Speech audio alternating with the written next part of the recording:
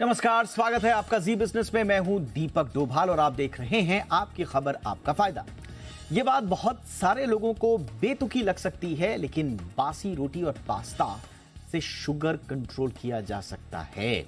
ऐसा क्या है जो ताजी रोटी में नहीं होता और बासी होते ही उसमें केमिकल कंपोजिशन में ऐसे कौन से बदलाव हो जाते हैं जिससे ये कहा जा रहा है कि बासी रोटी से शुगर को कंट्रोल करने में मदद मिल सकती है। ये दावे हैं, ऑब्जर्वेशंस हैं, इन्हीं का विश्लेषण आज हम करेंगे। जानेंगे कि बासी रोटी और डायबिटीज के बीच में कनेक्शन क्या है, इससे ब्लड शुगर कैसे कंट्रोल रह सकता है, साथ ही बासी खाने के फायदे और नुकसान पर भी करेंगे चर्चा।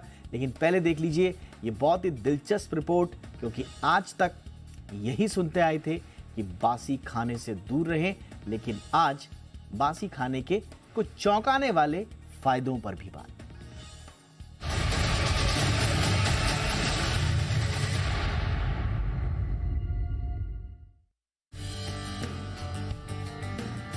घर में आमतौर पर अगर रात की बची रोटी या पास्ता हो तो लोग उसे खाने से परहेज करते हैं, उसे फेंक देते हैं। लेकिन क्या आपको पता है कि बासी रोटी और पास्ता शुगर के रोगियों के लिए रामबाण का काम करती है। इसके सेवन से ब्लड शुगर लेवल को कंट्रोल रखने में मदद मिलती है। तभी तो डायबिटीज के कुछ मरीज रात की बची रोटी का सुबह सेवन करते हैं। दरअसल बासी रोटी में ग्लाइसेमिक इंडेक्स कम होता है, जो शुगर लेवल को बढ़ने से रोकता है। वहीं बासी रोटी फाइबर से भरपूर होती है, जो हमारी आंत में मौजूद अच्छे बैक्टीरिया को बढ़ावा देती है। इससे कब्ज की शिकायत दूर होती है। अगर पेट साफ है तो शुगर के साथ साथ दूसरी कई बीमारियों के होने का खतरा भी कम हो जाता है। बासी रोटी शुगर रोगियों के लिए क्यों रामबाण है, इसे समझते हैं। रोटी के बासी होते ही उसमें मौजूद कॉम्प्लेक्स शुगर टूटने लगता है, इसलिए बासी रोटी खाने से ब्लड प्रेशर या शुगर लेवल नहीं बढ़ता।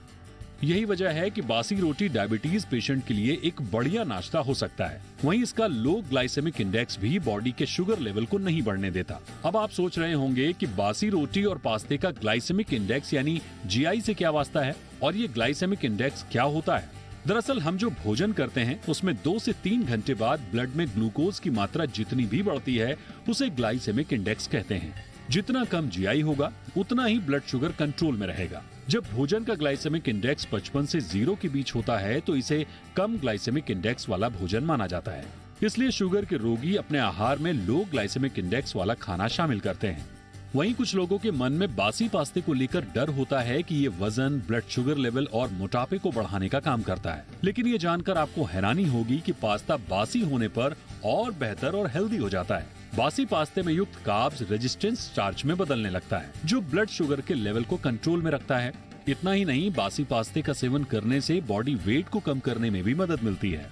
बासी रोटी और पास्ता खाने के अपने कुछ और भी फायदे हैं। पेट की दिक्कतें दूर करने के लिए भी बासी रोटी खाई जाती है। गैस, कब्ज और एसिडिटी होने पर बासी रोटी को ठंडे दूध में भिगोकर खाने पर फायदा मिलता है। वहीं बॉडी के तापमान को सामान्य बनाए रखने के लिए भी बासी रोटी खाई जा सकती है। लेकिन ध्यान रहे, बासी रोटी का मतलब 12 से 14 घंटे के बीच बनी रोटी से है। इसके बाद या ज्यादा पुरानी रोटी का इस्तेमाल अगर आप करते हैं तो ये फूड पॉइजनिंग की वजह भी बन सकती है। ब्यूरो रिपोर्ट, जी मीडिया। बहुत ही खास मेहमान आज की चर्चा के लिए डॉक्टर अनिल भोरासकर साहब हमारे साथ जुड़ रहे हैं। सीनियर डायबिटोलॉजिस्ट हैं एसएल रहेजा हॉस्पिटल में। डॉक्टर अनिल, बहुत बहुत स्वागत है आपका। हमारे साथ हैं डॉक्टर चंद्रकांत लहरिया, सीनियर फिजिशियन हैं। बहुत बहुत स्वागत है चंद्रकांत लहरिया आपका भी। और हमारे साथ हैं Shubhada Bhanot, chief diabetic educator हैं मैक्स हॉस्पिटल में। शुभदा, आपका भी बहुत बहुत स्वागत है। और चर्चा की शुरुआत शुभदा आपसे ही करना चाहेंगे। ये अब तक तो हमने सिर्फ बासी खाने के बचपन से लेकर अब तक नुकसान ही सुने हैं, पढ़े हैं, लेकिन पहली बार संभवतः ऐसी कोई रिपोर्ट में पढ़ रहा हूं जिसमें ये कहा जा रहा है कि बासी खाना खाइए तो उसके फायदे भी हैं। ये क्या राज है इसका? बात सिर्फ बासी खाने की नहीं है, बात यहाँ पे कुछ ऐसे खाने के पदार्थों की हो रही है जिसमें कि स्टार्च है, और जब हम उसको पका करके ठंडा करते हैं और फिर उसका सेवन करते हैं तो वो स्टार्च हमारे शरीर में एक रेजिस्टेंट स्टार्च की तरह काम करता है। जैसे कि हम उदाहरण लेते हैं चावल का या आलू का, तो आपने अगर उसको आज बनाया है और 12 से 24 घंटे उसको रात में ठंडा करके आप जब अगले दिन उसका सेवन करते हैं तो उसका जो स्टार्च का कंपोजिशन है वो थोड़ा बदल जाता है।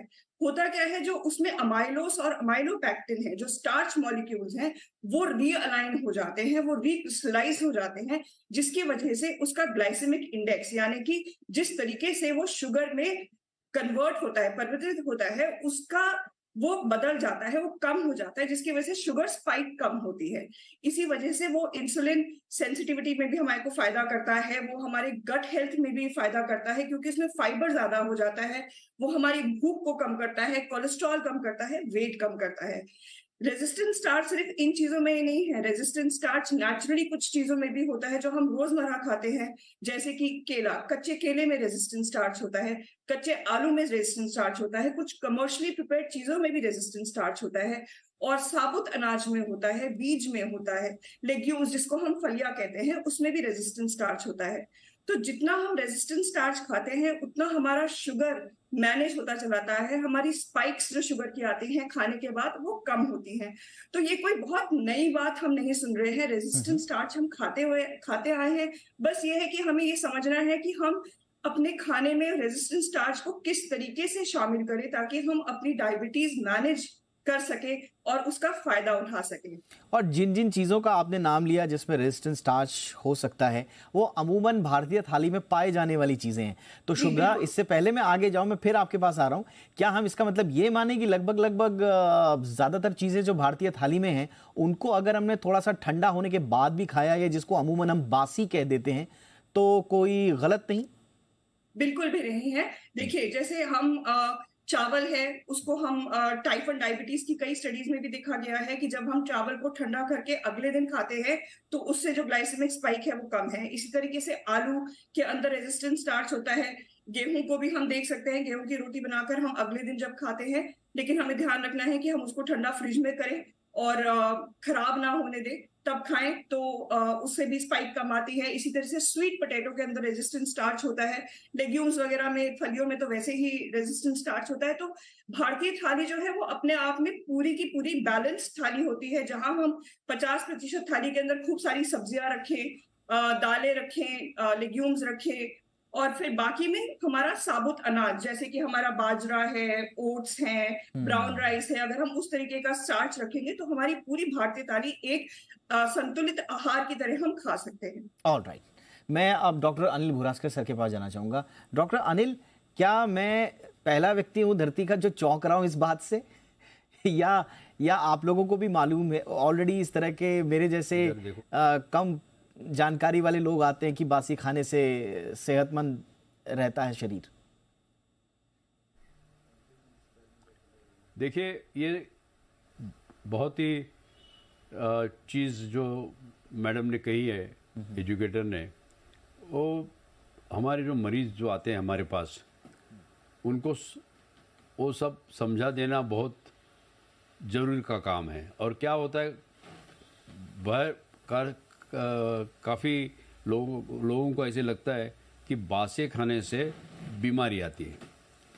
तो ये जो उनकी जो है धारणा, वो चेंज करनी की जो ज़रूरत है वो हर एक डॉक्टर का फ़र्ज़ है। पहली चीज़ तो बासा खाना ये क्या कोई जहर नहीं है। ऑन द कॉन्ट्री, अगर आपने रोटी जो बनाई है वो आप एक दिन रख देंगे और दूसरे दिन सुबह को नाश्ते के लिए खाएंगे तो वो जास्ती गुणकारी है।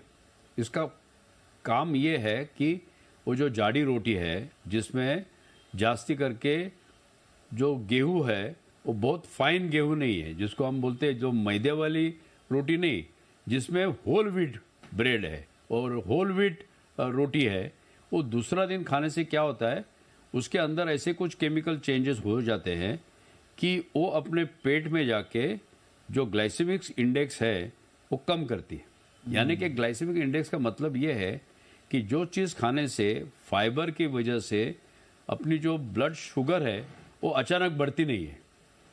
इमीडिएट राइज ऑफ शुगर वो मैदे की वजह से होती है। अभी मैदा किस में होता है? बिस्किट, बेकरी प्रोडक्ट्स, फाइन रोटी, और जाड़ी रोटी जो है और दूसरे दिन खास करके वो मैच्योर होती है। मैच्योर होने से क्या होता है, उसको जब भी रोटी हम बनाते हैं तो उसमें थोड़ा सा हम लोग तेल मिलाते हैं, उसके ऊपर से घी लगाते हैं, उसका केमिकल रिएक्शन होके 12 घंटे के बाद वो जो रोटी है वो काफ़ी चीज़ों में इस्तेमाल कर सकते हैं। आमतौर पे जो लोग बोलते हैं कि पिज़्ज़ा खाओ, पिज़्ज़ा वो होल व्हीट का पिज़्ज़ा हम रोटी से बना सकते हैं। वो रोटी जो सुबह को हम लोग बासी रोटी है उसके टुकड़े टुकड़े करके अगर वो टमाटो में डालेंगे, उसके साथ थोड़ा मेथी या थोड़े उसके साथ कोथिमीर और थोड़ी मिर्ची डाल के, थोड़ा कांदा ये डाल के अगर हम उसकी एक कोई रोटी बनाएंगे और पिज़्ज़ा करेंगे, वो आम रोटी से पहले दिन खाए से रोटी से अच्छी है। और हम लोग ये करके चुके हैं कि हम लोग ने बासी रोटी खिला के, मेरे पास जो हॉस्पिटल है वहाँ पे हम पेशेंट पे कभी कभी हमको बोलते कि देखो कल की रोटी आज हमको खिलाएंगे और हमको देखना है कि 2 घंटे के बाद ब्लड शुगर कितना बढ़ता है। तो अचरज की बात ऐसी कि जो फ्रेश रोटी खाई थी उनकी पोस्ट डिनर ब्लड शुगर की तो वो 200 के आसपास आई वही गोली पे। और कल सुबह को जब भी नाश्ते के बाद वो बासी रोटी में थोड़ा टमाटो और मिला के उनको वो जो खिलाया वही वजन का, तो उनकी ब्लड शुगर 150 से कम आई। क्या बात। तो ये एक कुछ 150 और 250 पेशेंट को हम लोग ट्राई करके चुके हैं।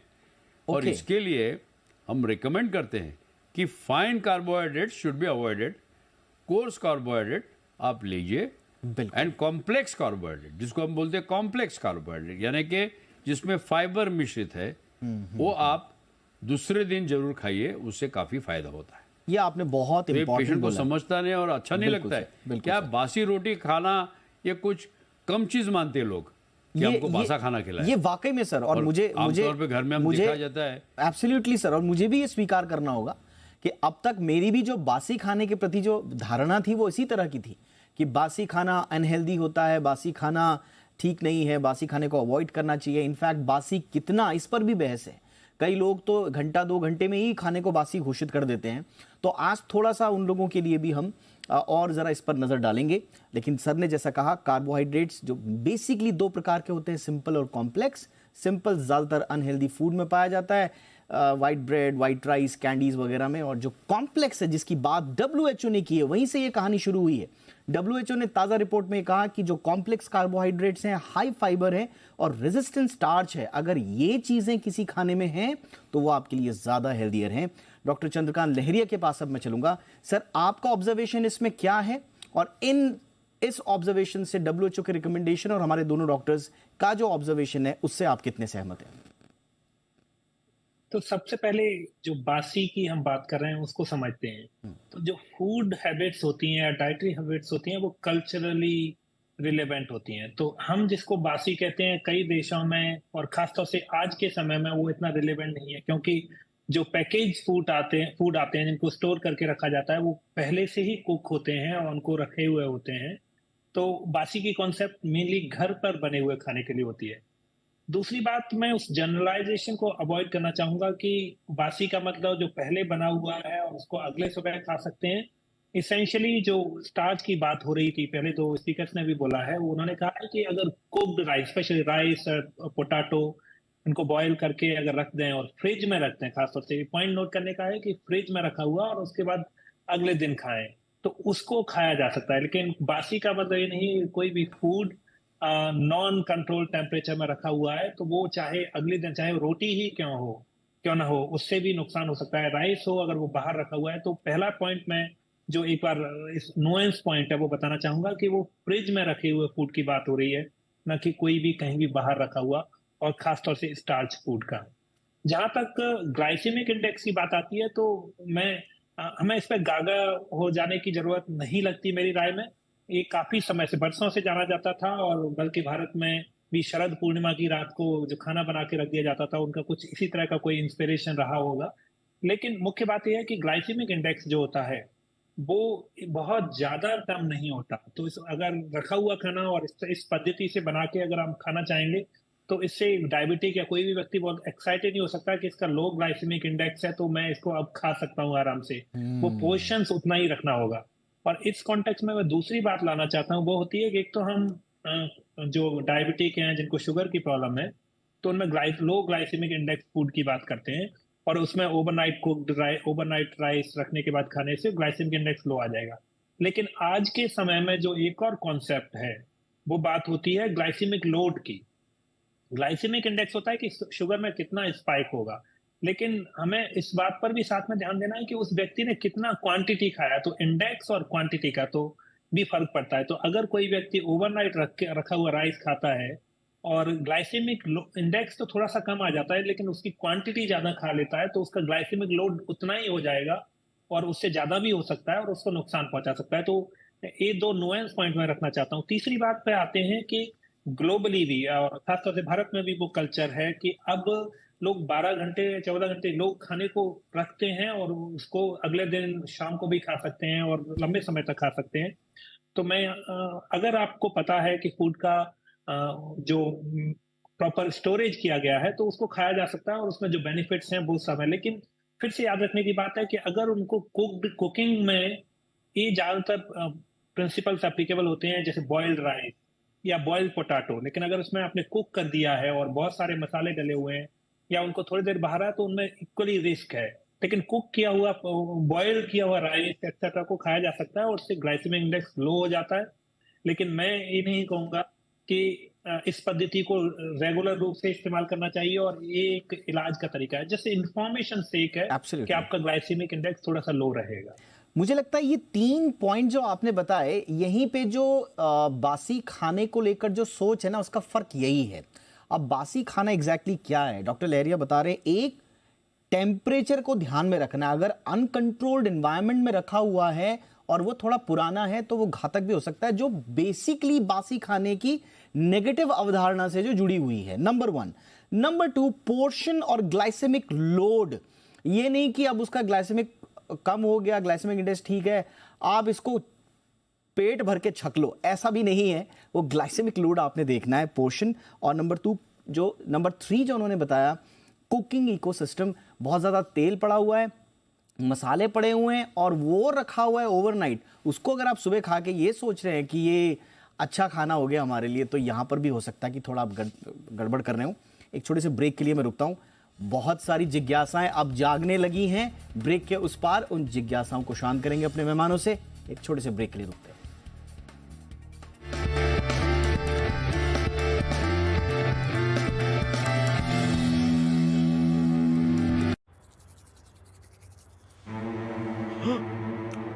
क्यों हो गया आज झूठ से सामना?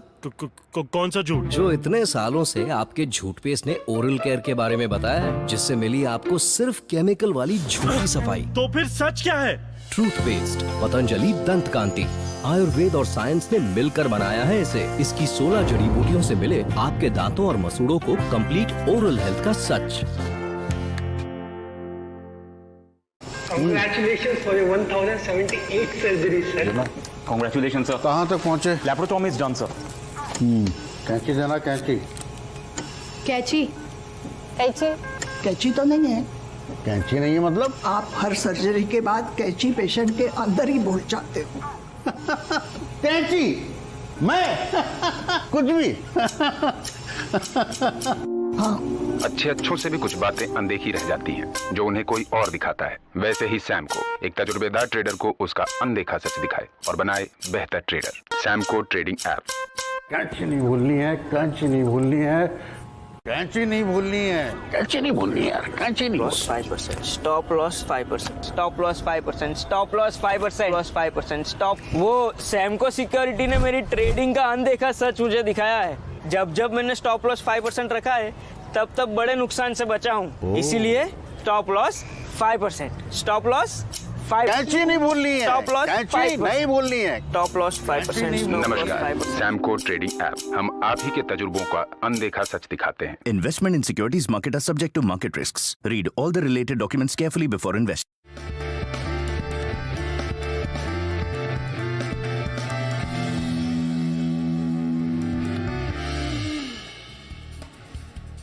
तो बासी खाना सेहत का खजाना हो सकता है, लेकिन अगर कुछ चीजों और कुछ परिस्थितियों का ध्यान रखा गया हो तो तो अगर आपकी बासी खाने को लेकर नेगेटिव अवधारणा है तो उसे दूर कर लीजिए। बासी खाना जहर नहीं है, पहली बात तो जो डॉक्टर अनिल ने फर्स्ट हाफ में कही, और दूसरा कि किन किन बातों का ध्यान रखना है उसका शुभदा जी और डॉक्टर लहरिया ने इस पर बड़ा विस्तार से बातचीत की। आगे बढ़ाते हैं बातचीत को। शुभदा जी, अब सवाल यह है कि फिर बासी क्या है और कैसा है, थोड़ा सा और इसको इलैबोरेट करें। कई लोग हमसे पूछ रहे हैं कि आटा गूंद के रख दिया, अगले दिन सुबह उसकी रोटी बना दी, ये बासी की श्रेणी में आएगा या नहीं आएगा? नहीं, ये बासी की श्रेणी में नहीं आएगा। हमें उसको कुक करना पड़ता है। कुक करने के बाद जब हम उसको ठंडा करते हैं वही हमारा रेजिस्टेंट स्टार्च में कन्वर्ट होता है। अच्छा। मैं बाकी स्पीकर्स से बिल्कुल सहमत हूँ कि पोर्शन हम कितना खा रहे हैं कार्बोहाइड्रेट का। तो ये सारी बात जब रेजिस्टेंट स्टार्च की स्टार्ट हुई थी, ये स्टार्ट हुई थी जो WHO की गाइडलाइंस हैं, जैसा कि आप कह रहे थे। तो बहुत जरूरी है कि हम कितना खा रहे हैं और क्या खा रहे हैं। तो हम भारतीय जो है, हमारा जो मेन सोर्स है खाने का, वो जो हमारा मेन पोर्शन होता है फूड प्लेट में, वो हमारा कार्बोहाइड्रेट से आता है। तो जब भी हम डायबिटीज मैनेज करने की कोशिश करते हैं या हम वजन कम करने की बात करते हैं, तो हम कोशिश करते हैं कि हम कार्बोहाइड्रेट्स बिल्कुल हटा दें या बिल्कुल कम कर दें। तो कुछ समय तक तो वो हम सफल हो जाते हैं, लेकिन उसके बाद फिर वो सस्टेन नहीं कर पाते, हम लंबे समय तक उसको नहीं लेके जा पाते, और उसकी वजह से या तो डायबिटीज मैनेजमेंट फिर खराब हो जाता है या वजन वापस आ जाता है, जो कि काफी नुकसानदेह होता है। तो बात रेजिस्टेंट स्टार्च की यहीं से आई थी कि अगर हम कोशिश करें कि हम अपने खाने को बैलेंस कर सके, तो हम वो कार्बोहाइड्रेट्स किस तरीके से अपनी डाइट में हम ला सकते हैं। तो पहला तो तरीका ये है कि हम कोशिश करें कि वो कार्बोहाइड्रेट्स कहें, जैसे कि मेरे से पहले स्पीकर ने कहा, कि जो कॉम्प्लेक्स हो, जिसमें कि स्टार्च और फाइबर ज्यादा हो। तो ऐसे इसी वजह से रेजिस्टेंट स्टार्च की बात हुई। तो कुछ ऐसी चीजें जिनको खाने से लोग बहुत कतराते हैं, जैसे कि रोटी है, चावल है, तो उसका एक तरीका है कि हम उसको रेजिस्टेंट स्टार्च की फॉर्म में भी खा सकते हैं। लेकिन इसका मतलब ये नहीं है कि हम उसको कितना भी खा सकते हैं, क्या उसमें से हमने पूरा ही कार्बोहाइड्रेट और ये सब कुछ हटा दिया, ऐसा नहीं है। हमने थोड़ा सा ग्लाइसेमिक इंडेक्स कम किया है। ग्लाइसेमिक इंडेक्स कम करने का और भी तरीका है कि आप कॉम्प्लेक्स कार्बोहाइड्रेट के साथ में प्रोटीन और फाइबर मिक्स करके खाएं। जैसे कि प्लेन राइस ना खाएं, उससे पहले, खाने से पहले, उससे पहले सलाद खाएं, उससे पहले स्प्राउट्स का सलाद खाएं, ताकि ये हमारा प्रोटीन और सब्जी की मात्रा खाने में बढ़े। जब भी हम प्रोटीन और सब्जी की मात्रा खाते हैं तो हमारा ग्लाइसेमिक इंडेक्स अपने आप कम हो जाता है। चाहे वो नाश्ता हो, चाहे वो दोपहर का खाना हो, चाहे वो रात का खाना हो, किसी भी समय खाने में सिर्फ कार्बोहाइड्रेट्स ना हो, ये बहुत जरूरी है।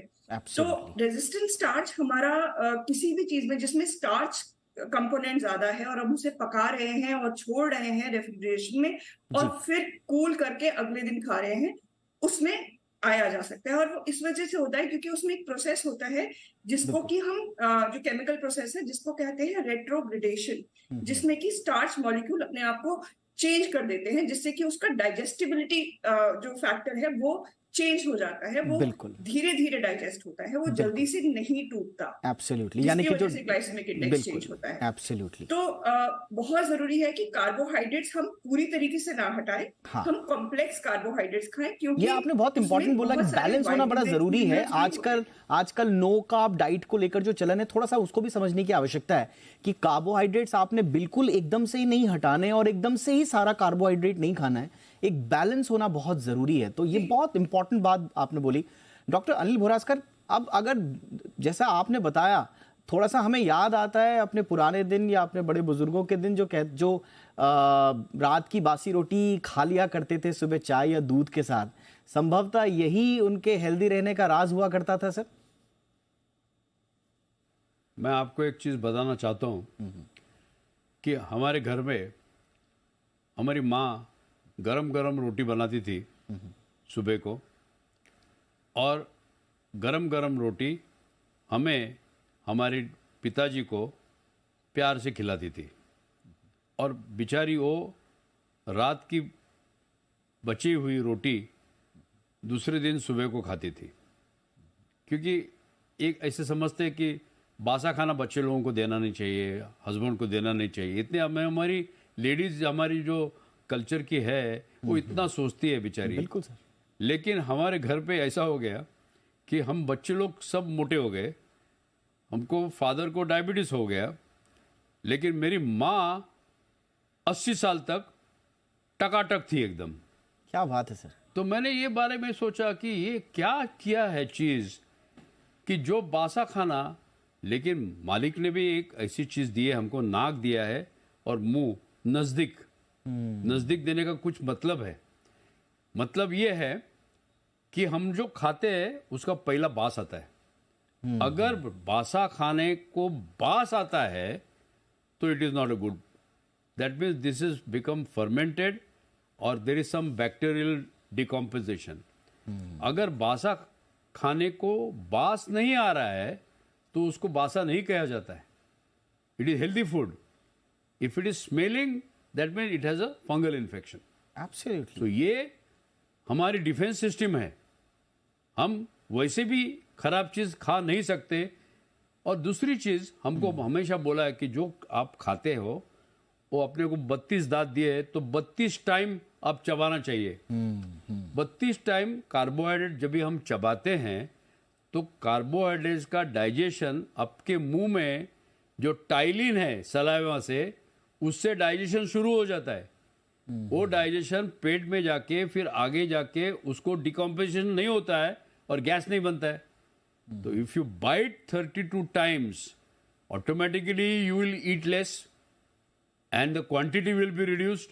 प्लस बासा जो खाएगा उसको पचन भी अच्छा हो जाएगा and it will definitely reduce the glycemic index. आपने कितनी इट इज डेफिनेटली बेनिफिशियल। आपने कितनी खूबसूरती से बड़ी ही आम बातों को बताकर कितना बढ़िया एक आसान भाषा में आपने बताया।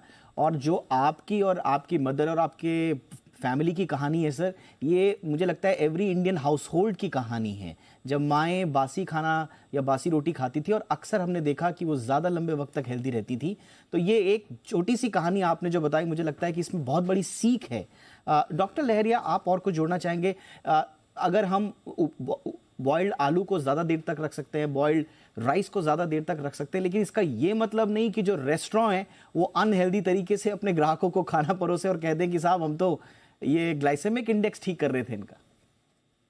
बिल्कुल सही बात है। तो मैं उतना एक्साइटेड नहीं हूँ जितना मेरे पहले वाले स्पीकर्स थे। मेरा मानना है कि देखिए फ्रेश फूड का अपना एक वैल्यू है। हाँ, जहाँ तक कुछ साइंटिफिक अंडरस्टैंडिंग जो हमारी डेवलप हो रही है जिससे हम ग्लाइसेमिक इंडेक्स या जो शुगर लेवल रिड्यूस कर सकते हैं उसको ऑप्टिमली यूटिलाइज किया जाना चाहिए, पहली बात। दूसरा बात, हिंदुस्तान के कई राज्यों में, पूरे देश में लगभग अधिकतर घरों में दोपहर में खाना या सुबह में खाना बनता है, उसको शाम को खाते हैं।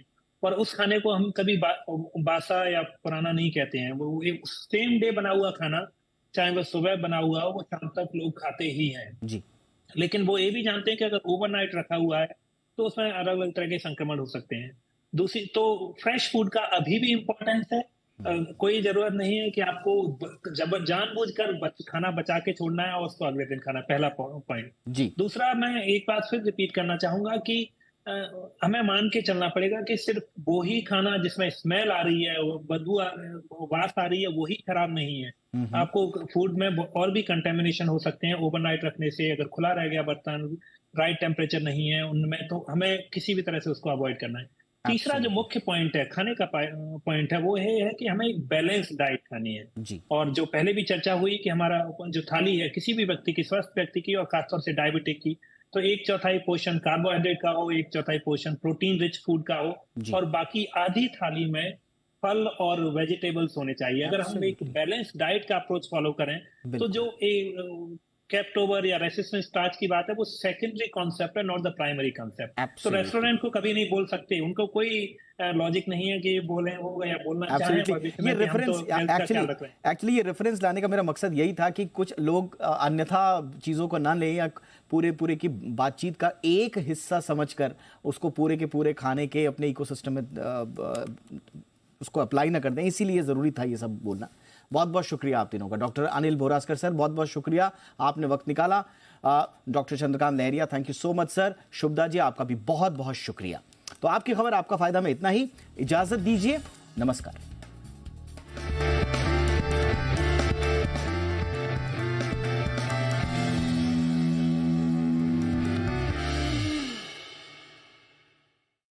LIC प्रस्तुत करता है धन वृद्धि, एक आकर्षक सिंगल प्रीमियम पॉलिसी जो देती है आपको हाई गारंटीड एडिशन के साथ गारंटीड मैच्योरिटी। जल्दी करें, आज ही अपने LIC एजेंट से संपर्क करें।